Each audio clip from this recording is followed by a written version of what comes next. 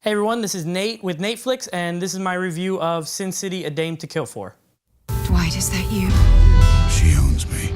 She was an angel. When she wishes it.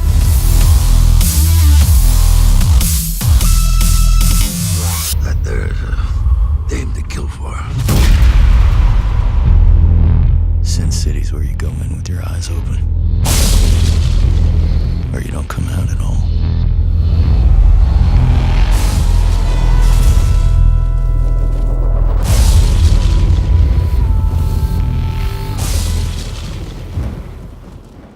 So going into this particular movie, I will say that I was definitely looking forward to it. The first Sin City is one of my personal favorite movies, probably like in my top 10 favorite movies. I really enjoyed it. I saw it when I was in high school, and that might have had something to do with it, because it was like one of the first rated R movies that I was old enough to buy a ticket for. And also I'm a big fan of Robert Rodriguez, the director. I like almost all his movies. I'm not too much into like the Spy Kids and the kiddie movies he does, but I really like I said, the first Sin City, Desperado, Once Upon a Time in Mexico, even the Machete movies. I mean, they're pretty dumb, but I find them entertaining. To say I was excited was an understatement. I was really looking forward to this movie, even though it took 9 years for him to make it.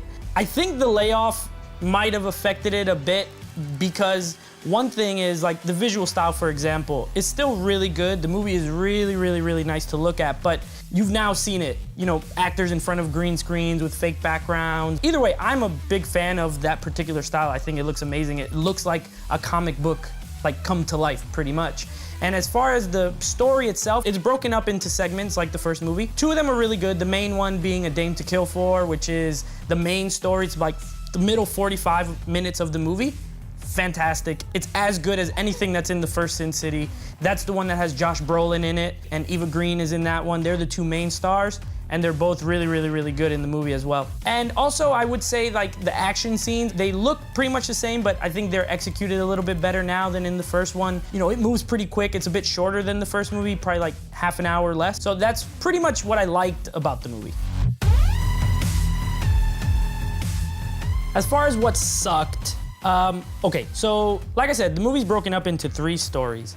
Now, the first story and the third story are both original. They're not based on any of the previous comics. The first story, which stars Joseph Gordon-Levitt as a like poker player guy, is really bad. It is very boring. It has nothing to do with anything at all. It's pointless. Not only that, it's broken up, so they broke up the one worst story into 2 parts. I didn't like it in the first part, and then when it came back, I was mad. I thought it was over. I thought I didn't have to watch this anymore. And sure enough, here comes Joseph Gordon-Levitt back on the screen, and I hated it. Listen, the guy shows up. He wants to play poker. He shows up to the place. He says, hey girl, kiss this. She kisses the coin, and he puts it in a slot machine. He wins 1 million coins. Goes to the next one, wins 1 million coins just to play poker with the senator guy. And that's the whole story. He doesn't do anything else. He doesn't fight. He gets beat up. That baby, she doesn't even like it. She doesn't even like me talking about it. That's how bad it is. It makes babies cry. Like I said before, the visuals, while they're still cool, they have kind of worn off as far as like the newness of it all. So that is a little bit disappointing. They made it in 3D, but I hate 3D. If you haven't seen the first one, or you didn't like the first one, I don't think you'd like this one. Like, it doesn't do anything to like elevate it above the first to be like, you know, the first was okay, but this is much better. So I think unless you're a big fan of the first one, I don't really see you being a big fan of this one either. So just to sum it up, I did like the movie quite a bit, actually. If you're a fan of the original one, I think you'll like this one. It's not quite as good as Sin City 1, but it's not much worse either, although that one story is not that good. The other 2 are worth seeing it, I would say. The 3D is okay, but it doesn't really add anything. Don't even bother.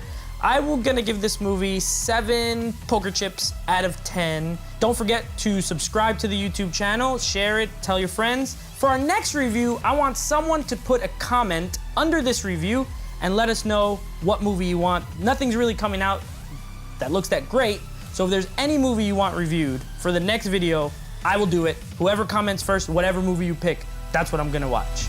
See you next time.